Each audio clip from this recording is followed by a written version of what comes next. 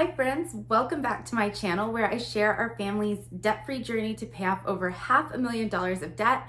Make sure you hit subscribe so you don't miss any updates. Before I give you guys a quick January debt-free update, I wanted to announce the giveaway winners. If you watched my last video, Ramsey Solutions actually gave me 2 annual memberships to give away to Ramsey Plus, which was so cool. I was really excited to be able to do that. And so I had you guys comment to enter, and I put everybody's name in like a Excel spreadsheet. Then I did a random number generator and picked 2 people, and the winners were Angie Stevens and Sarah I. If that's you, I commented on your comment to make sure to email me so I can give you the instructions to access your membership. So congratulations, I'm really excited for you and I hope you love it. I wanted to remind you that if you entered and you didn't win, or if you've never tried Ramsey Plus, they do a 14-day free trial. And I'm only saying this because I've heard him say it on his podcast before. That's honestly enough time to like binge watch Financial Peace University or get through a lot of the really good content. And so it's really worth it to give it a try, and honestly you'll probably be hooked because we really love it too. And just stay with the membership. There is a free trial and there's a link that you can go to below to get that started. So January was actually a big milestone month for us because we crossed over $200,000 of debt paid off. So that is really excited. We're just at about $205,000 of debt that we've paid off since starting this journey early 2019. So it's been a long time, but it honestly feels like it's gone really fast. And I've noticed like some of the harder things now that we're deeper into it is the last couple of months I've noticed that my spending, like I've been a little more relaxed on some things. Like we're just not as strict as we were with our budget before. And I would like to get back to that a little bit more because I just feel like you kind of need to reset. When you're paying off debt for so long, you start to fall back into old habits. And so I think we need to really like maybe go through like a spending freeze or something to reset and see if we can get a little more debt paid off each month. The number breakdowns were we sent $10,936.15 to student loans, and another $2,671.93 was our minimum payment on our business loan. So that was a total of $13,608.08 for the month of January, and that topped us off at $205,463.94 total paid off. So we're getting there. We're just under a third of the way there. Started about $625,000. And one of the things we're really benefiting from now is obviously the student loan interest now is still at 0%. All of our remaining student loans are federal. So they're sitting at 0% interest. So, I mean, we're just knocking them out. The biggest budget busters for January were our dog had a $400 vet bill.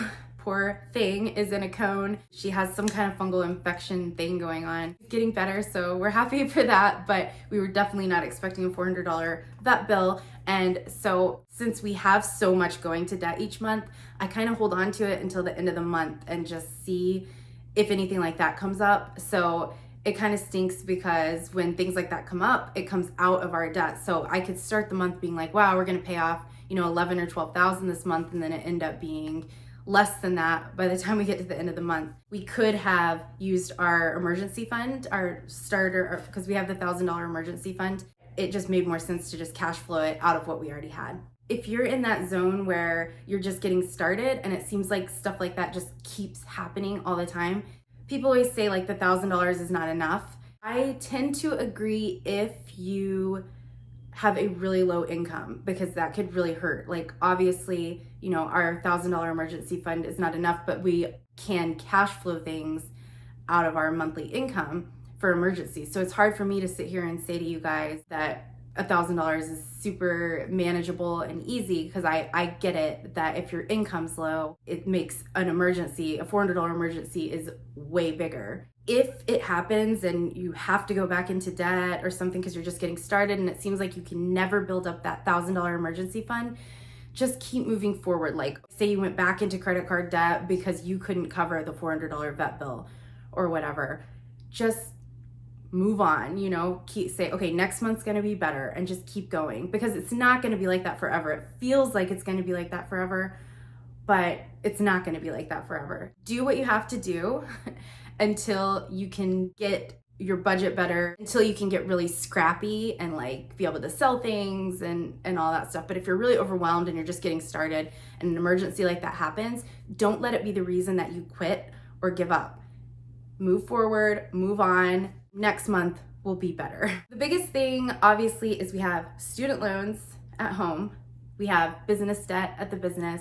So we're kind of like we're pretty much just paying the minimum on the business debts right now, focusing on knocking out those student loans right now. And then as the income for the business continues to grow, we'll probably just bring home more income to pay off student loans and do the business debt last. That's what I'm thinking, but it all kind of just depends.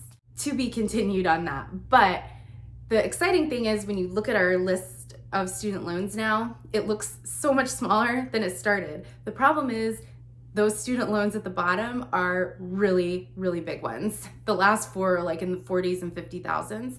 So that's like the last, 200,000 are those last four. I just kind of keep trying to think about how exciting it is, how much we've paid off, to keep us motivated to keep moving forward. As you can see, like the next few student loans are like 12,000. It's like 12,000, 12,000, 12,000, 16,000-ish. So my goal is obviously like, how can we make a few extra $1,000 each month to, or cut the budget just a little bit more here and there to stretch and knock out one of these 12,000 ones over the next 4 months. So I'm always thinking, how can we stretch a little bit more to hit those goals?